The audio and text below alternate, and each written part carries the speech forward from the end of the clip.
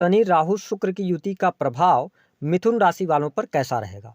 18 मई 2025 तक इस युति के प्रभाव के कारण कौन सी घटनाएं आपके जीवन में घटित होंगी, विस्तार से हम चर्चा करेंगे। देखिए, जब हम शनि राहु की युति की बात करते हैं तो इसे ज्योतिष शास्त्र में संघर्ष योग या पिशाच योग के नाम से जाना जाता है। वही राहु शुक्र की युति को मायावी योग कहा जाता है। तो आइए जानते हैं मिथुन राशि वालों, इस युति का प्रभाव आपके लिए कैसा रहेगा।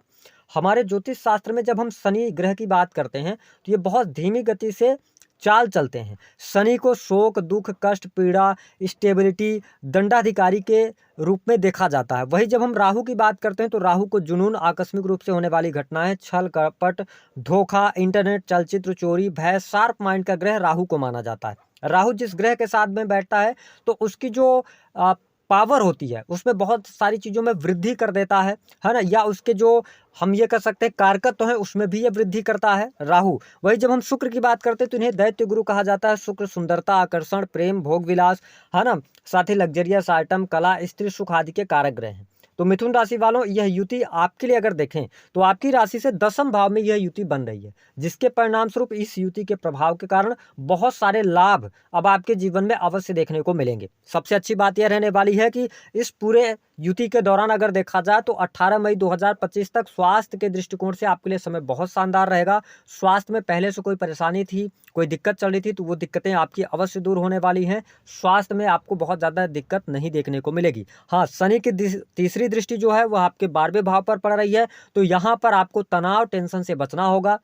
जल्दबाजी के चक्कर में आपको कोई कार्य नहीं करना है, नहीं तो ऐसी कुछ चीज़ें आप कर सकते हैं जिसकी वजह से कोई कार्य आपने कर दिया और उसकी ग्लानि आप महसूस करें पूरे इस समय अवधि के दौरान। तो आप ऐसा कोई भी कार्य न करें जिससे कि आपको ग्लानि हो। बाकी तो आपका हेल्थ बहुत अच्छा रहने वाला है। साथ ही इस युति के दौरान ही आप देखेंगे 15 अप्रैल 2025 से लेकर और 18 मई 2025 तक जो लोग भूमि, भवन, वाहन से संबंधित कार्य करना चाहते हैं, आपके कार्य संपन्न हो सकते हैं। काफ़ी लंबे समय से यदि आप पे कोई मकान था, प्रॉपर्टी था, उसको आप बेचना चाह रहे थे या आप स्थान परिवर्तन के बारे में सोच रहे थे, यह आपके लिए उपयुक्त समय रहेगा। साथ ही मिथुन राशि वालों के लिए अभी भी मकान बनाने का योग, है ना, भूमि, भवन, वाहन से संबंधित कार्य करने का योग आपको यहाँ पर बनता हुआ नजर आ रहा है। यदि आपके जीवन में पैतृक संपत्ति को लेकर कोई मामला चल रहा था तो इस समय अवधि के दौरान उसका निराकरण हो सकता है। चीज़ें आपके लिए अनुकूल रह सकती हैं।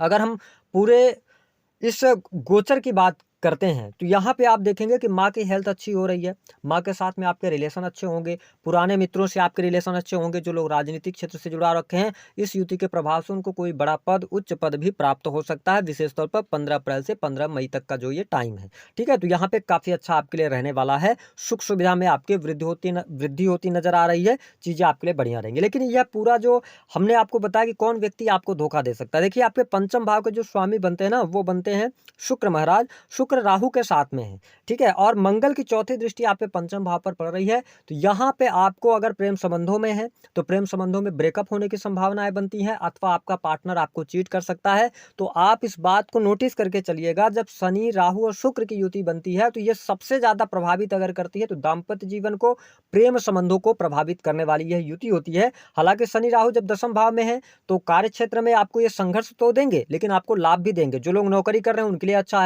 है ना, टीचिंग लाइन के अंदर हो गया या किसी भी प्रकार के कम्युनिकेशन के फील्ड के अंदर अगर आप कार्यरत हैं या सरकारी क्षेत्र में भी आप कार्य कर रहे हैं तो सरकारी क्षेत्र से आपको लाभ मिलेगा, पद प्रतिष्ठा बढ़ेगी, मान सम्मान आपका बढ़ेगा। ठीक है, भाग्य का सहयोग मिलेगा। जो लोग टेक्निकल किसी फील्ड से जुड़े हुए हैं, ठीक है, तो उनके लिए भी अच्छी स्थितियां बन रही हैं। लेकिन मैंने कहा कि आपको पंचम भाव से रिलेटेड चीजों को लेकर थोड़ी सी प्रॉब्लम हो सकती है। पहली बात तो प्रेम संबंधों में है तो प्रेम संबंधों को लेकर आप बिल्कुल किसी पर आंख मूंद करके भरोसा ना करें। हालांकि चीजें बेहतर होंगी बट यही टाइम है 18 मई तक का। उसके बाद आप देखेंगे कि अगर आप प्रेम विवाह करना चाहते हैं तो आपके लिए बहुत अच्छे योग बनेंगे। 15 मई के बाद जो लोग अविवाहित हैं उनके लिए विवाह के प्रस्ताव आ सकते हैं। नए प्रेम संबंध आपके 15 मई के बाद शुरू हो सकते हैं। तो ये पॉजिटिव साइन रहेगा। लेकिन इस युति का प्रभाव जो 35 दिन है, इस पर आपको थोड़ा सा ध्यान देने की आवश्यकता अवश्य रहने वाली है। साथ ही जो माताएं बहनें गर्भवती हैं उनको बहुत ज्यादा सचेत रहने की आवश्यकता है। शनि की जो सातवीं दृष्टि है वह आपके चौथे भाव पर पड़ रही है, और शनि की 10वीं दृष्टि जो है वह धनु राशि पर यानी कि आपके 7th हाउस पर पड़ रही है।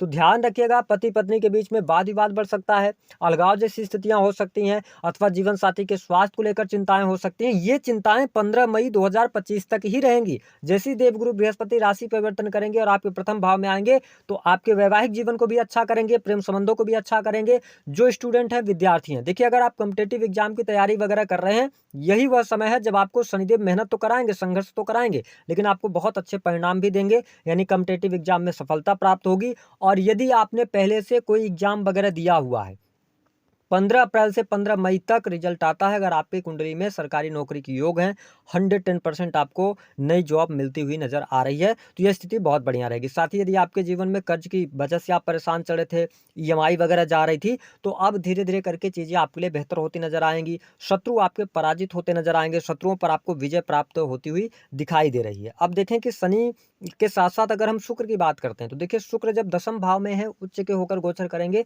तो उन लोगों के लिए बिजनेस व्यापार में बहुत अच्छी सफलता दिलाने का कार्य करेंगे। जो लोग कॉस्मेटिक से जुड़ा काम करते हैं, किसी भी प्रकार के लग्जरी आइटम बेचने खरीदने का कार्य करते हैं, तो उनके लिए जो यह युति बन रही है, यह अप्रत्याशित लाभ दे सकती है। ठीक है, बना बनाया मकान, फ्लैट अगर आप बेचते हैं तो शुक्र की वजह से आपको बहुत अच्छा लाभ मिलेगा। लेकिन हाँ, मिथुन राशि वालों के लिए एक चीज़ यहाँ पर मैं ज़रूर कहना चाहूँगा कि देखिए, जॉब में अगर आप चेंज वगैरह करना चाहते हैं, या आप ऑलरेडी पहले से प्राइवेट सेक्टर के अंदर जॉब कर रहे हैं, ठीक है, अब आपके मन में ये आ रहा है कि इस जॉब को छोड़कर उस जॉब की तरफ जाना चाहिए, थोड़ा सा पेशेंस रखिए, चीज़ें आपके लिए अनुकूल होगी, भाग्य का भी सहयोग मिलेगा। जिस स्थान पर आप हैं उसी में बेहतरी आपको देखने को मिलने लग जाएगी 15 मई के बाद। ठीक है, तो करियर में एक साथ बहुत सारी चीज़ों की तरफ आपको नहीं भागना है, अन्यथा कहीं ना कहीं से आप नुकसान में जा सकते हैं। दूसरी बात, इस युति के दौरान यदि आपने प्रॉपर ढंग से प्लानिंग किया हुआ है कि आपको बिजनेस में कहीं निवेश करना है, लोन लेकर कहीं निवेश करना है, बचिएगा, लोन वगैरह इस समय अवधि के दौरान नहीं लीजिएगा।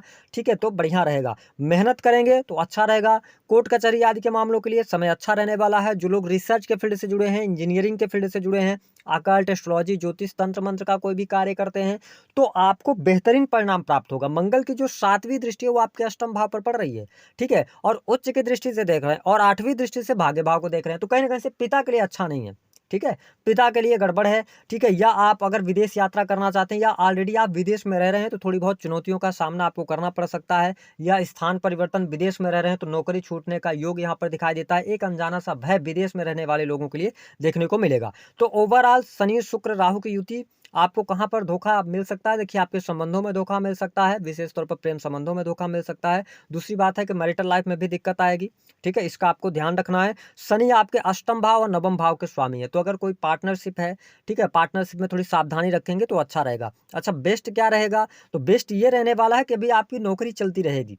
ठीक है, साथ ही आकस्मिक धन लाभ का भी बहुत अच्छा योग बनेगा। इस समय अवधि के दौरान सरकारी क्षेत्र में अटके हुए कार्य आपके बन जाएंगे। अगर कोई फाइल वगैरह अटकी हुई है तो वह काम आपका हो जाएगा। ठीक है, मान सम्मान बढ़ेगा आपका, है ना, आपका ओहदा बढ़ेगा। ये चीजें आपके लिए बेहतर रहेंगी। छोटे भाई बहनों के साथ संबंध बेहतर होंगे। लेकिन मिथुन राशि वालों, इसी दौरान आप ये देखेंगे कि आपकी वाणी थोड़ी सी कड़वी हो सकती है। तो अगर आप पब्लिक सेक्टर से जुड़े हैं, पब्लिक डोमेन से जुड़े हैं, जहां पर आपकी वाणी ही बहुत ज्यादा प्रभावशाली होती है, तो आप सोच समझ कर बोलिएगा, क्योंकि आपकी वाणी में एग्रेशन जरूर रहेगा। मंगल नीच के होकर गोचर करेंगे, तो इस पर अगर आप ध्यान दे लेते हैं तो बेहतर रहेगा। बाकी चीजें आपके लिए अच्छी रहने वाली हैं।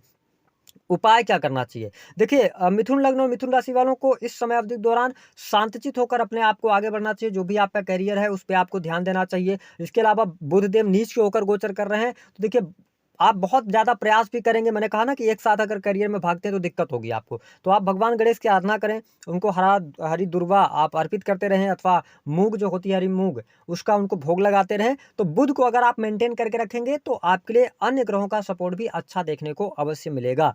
तो दी गई जानकारी पसंद आई है